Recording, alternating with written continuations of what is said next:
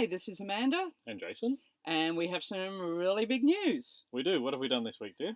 Well, this week, Last week.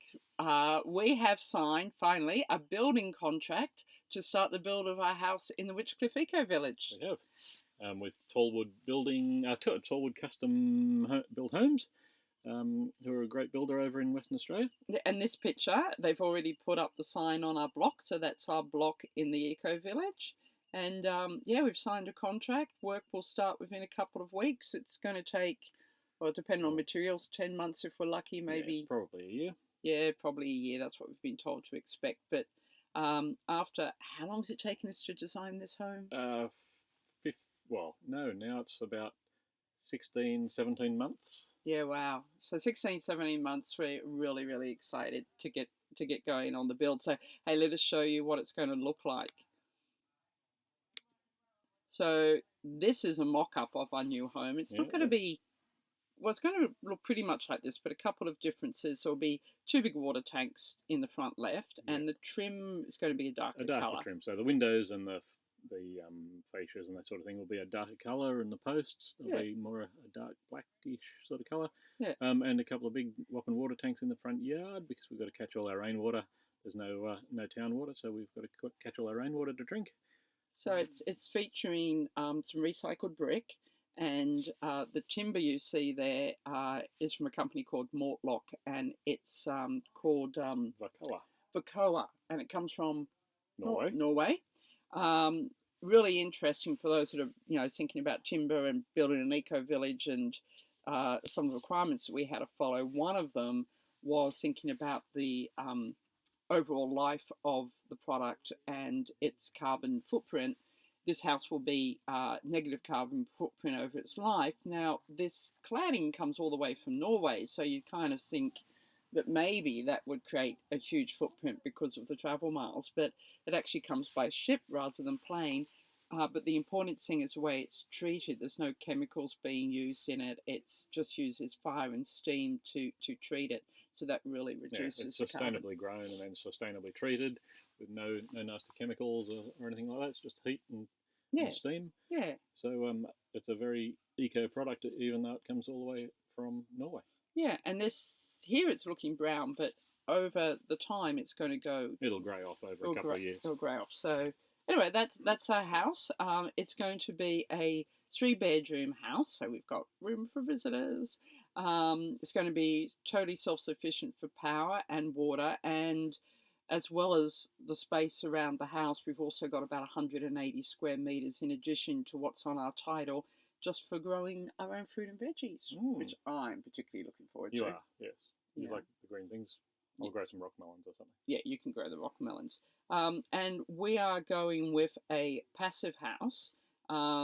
So passive house is a German system of building.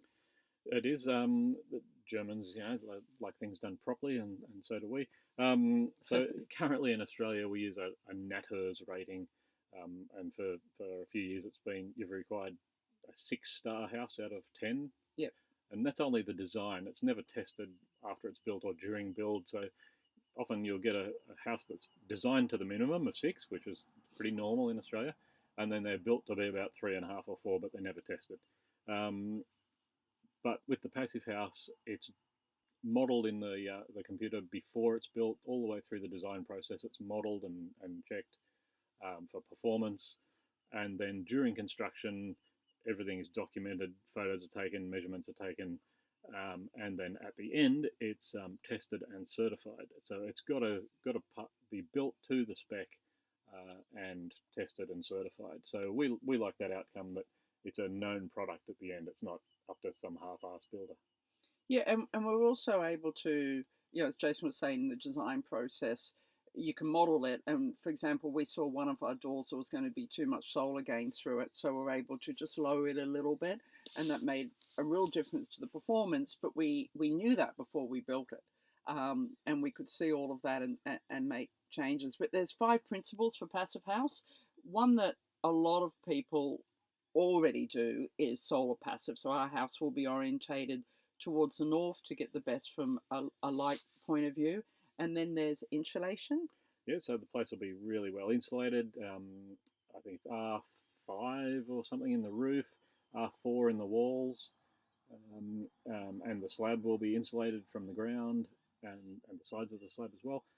Really well insulated, and then there's an airtight membrane as well around the house. So it's totally airtight and relies on a constant fan unit to bring fresh air constantly into the house. It flushes old air out and brings new air in 24 hours a day, and it has a heat exchanger, so it regains the energy in that air, so you're not pumping your house full of hot air in summer and cold air in winter. It's you're saving your energy there. Yeah, so the air's very filtered, very healthy. Yeah, it's very filtered. Yeah.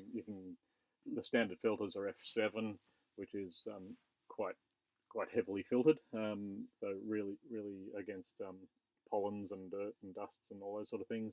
And if we want to, we can put an F9 filter in there, which is for bushfire smoke and just about anything.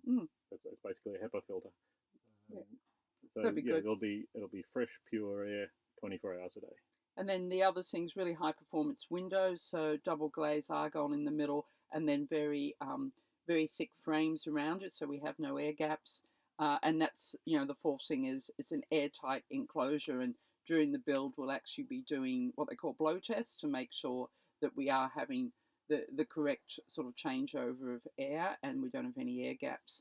And then, the ventilation system, which is what Jason's already mentioned the heat recovery system. So, it's going to make it a really energy efficient house. As Jason said before, in Australia, the standard is 6 going up to 7 in Nathurst will be 9.3 out of 10. So and will be proven to build that way. We won't be designing it as a 9.3 and building a 7. Yeah, and it'll be a passive house plus. So it'll be one of the most efficient houses in Australia. So we're pretty proud of that and all the design work us and the team have put in to do that. So look, enough about that. There's a video if you want to click through. You can learn more about Passive House. But we are super excited to get going. I don't know whether that kid's excited or worried. When I put the picture on there, I thought she looked really excited. But just looked a little bit like my sister when she was a little girl with blonde hair. But anyway, she looks very excited. We're very, very excited.